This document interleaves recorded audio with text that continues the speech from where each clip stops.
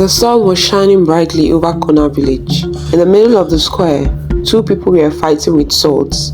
One was a big strong man, the other was a beautiful young woman named Zuri. Zuri's feet moved fast, kicking dust into the hot air as she swung her sword against OJ, the best swordsman in Kona. Her long braids bounced behind her like a lion's tail. OJ blocked her strikes with ease but nodded with approval. "You're faster now," he said, pushing her back gently with his blade. But your anger still lit your arm. Zuri wiped sweat off her face and smiled. "Maybe anger is what I need to win." With a quick move, she knocked Dogo's sword from his hand. Everyone clapped and cheered. "Well done, princess," Dogo said, bowing his head. Zuri smiled and handed him back his sword. "Thank you for the training, Dogo. Same time tomorrow." Zuri's elder sister, Jaka, had become king of a nearby village after her husband died in a battle. Her second sister, Sonja, married the king and became his most trusted warrior. But Zuri was different. She was not only the strongest, she was also the most beautiful. With her smooth dark skin, sharp cheekbones and eyes, people often forgot she was a woman of war until they saw her wield a sword. After the training, Zuri walked slowly to the edge of the forest. That was her quiet place, where she could think. She removed her gloves and let her hands feel the cool breeze. That was when she heard the soft, light crunch of dry leaves. She turned sharply, ready to strike, but stopped. There, standing among the trees, was a young man. He had strong shoulders, curious eyes, and a bow slung across his shoulder. Zuri had never seen him before, but somehow her heart skipped. They stared at each other for a long time, not speaking. Then he smiled. Inside the palace, the queen called Zuri aside. "Your father wants to see you." Zuri didn't ask why. She nodded and walked into the king's hut. Her father sat on a bamboo stool, sharpening his dagger. He didn't look up. "You went beyond the border again." Zuri froze. I was just in the woods. Woods that face each other. "You know what that means, Zuri." Zuri stayed silent. The king finally looked up. "Zuri, one day you will understand. For now, do not let your mind go where your feet must not follow." That evening, after her bath, Zuri sneaked out through the back gate, wrapped in a brown cloak. The guards pretended not to see her. She walked deep into the forest where the moonlight cut through the tall trees like spears. She paused by the stream and smiled. "You're late," the voice whispered behind her. She turned. Prince Bosa was leaning against a tree with a playful look. He stepped forward and pulled her into his arms. They held each other tight. "I missed you," Zuri said. "And I dreamt of you," Bosa replied. They sat on a rock near the stream. The war between Kona and Icha had gone on for years. So many had died, and yet here they were, from two sides of a bleeding land, loving each other in secret. "We can't keep hiding," Zuri said after a long silence. "Then let's tell them, maybe, just maybe, our love will make them stop fighting." Zuri looked at him. "Do you really believe that?" Bosa held her hand. "I believe in us." Weeks later, both of them went to their fathers. "You dare bring shame to me?" the king of Kona shouted. "Father, I'm not shaming you. I'm trying to bring peace. You would never see that boy again." But Zuri and Bosa kept meeting. They wrote letters, used hidden paths, and even bribed guards. Then suddenly, the king of Kona sent a message to Icha. He agreed to the marriage. Nobody understood why. In Icha, the news spread like wildfire. Drums were beaten, goats were killed, and palm wine flowed. The war was finally over. Bosa was so happy he went to the village bar and stood on the table. "All my debtors, go home. I forgive you all." People cheered. They danced and sang his name. On the wedding day, Icha wore bright clothes, women tied their best wrappers, and the men wore feathers in their caps. Bosa stood tall, smiling from ear to ear. Lights were done. The bride's face was covered in beads. Zuri was sent to Bosa's house that evening. But when Bosa entered his compound, he saw two women sitting inside. One was dressed in his bride's clothes. The other wore a plain wrapper and sat in a corner with her face down. "Zuri," he called. The woman in the corner raised her head. "Why is she wearing your clothes?" Zuri's eyes were full of tears. "Because she's your wife." Bosa froze. "What are you saying?"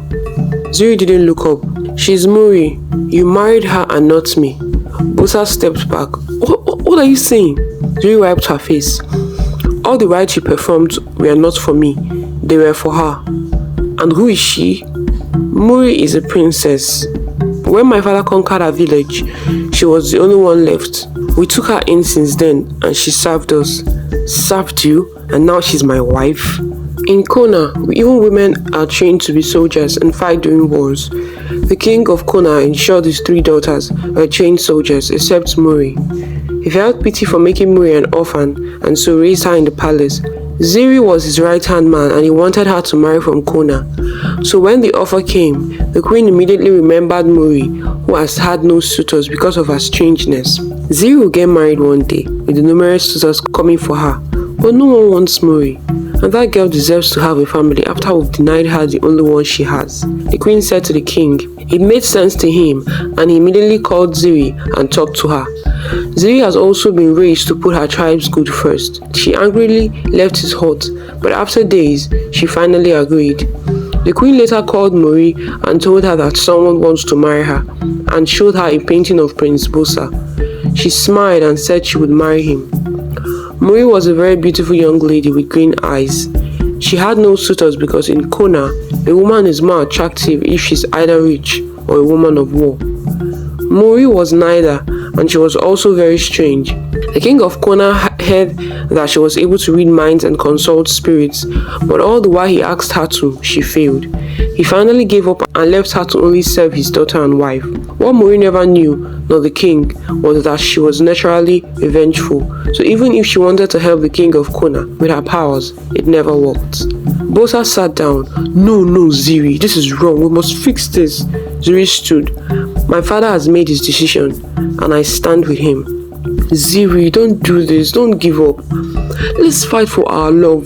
Zuri gently pulled his hand away. The only love worth fighting for is my love for Kona. Bosa couldn't speak. He turned to Miri.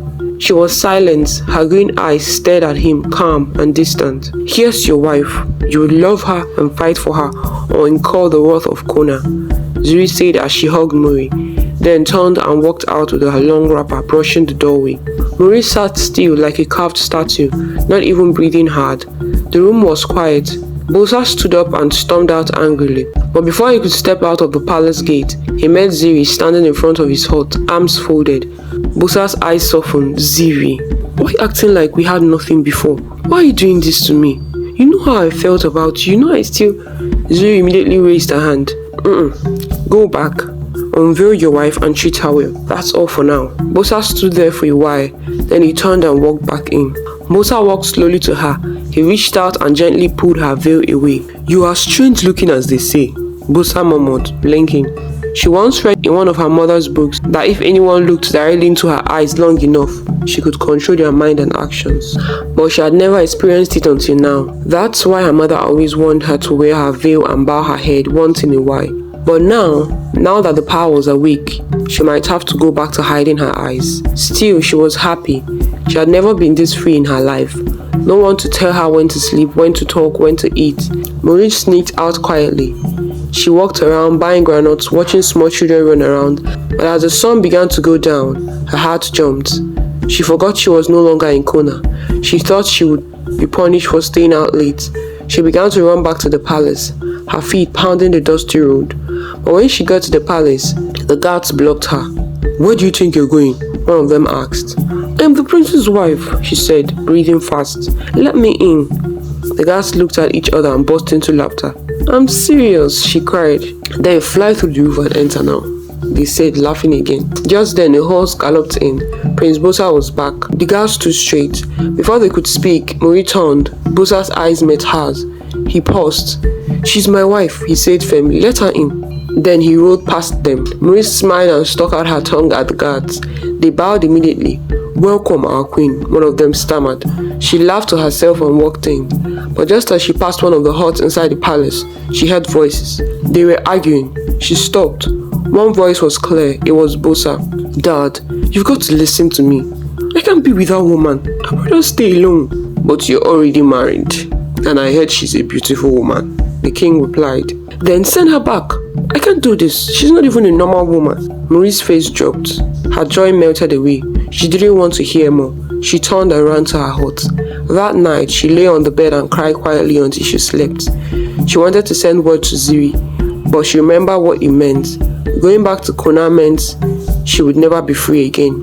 No walks, no village visits. So she wiped her tears and promised to stay and endure whatever came with the marriage. Meanwhile, rumors spread fast. The king of Kona had said clearly, "If anything happens to Miri, my spies will know and your entire kingdom will hear from me." Miri didn't know who the spies were.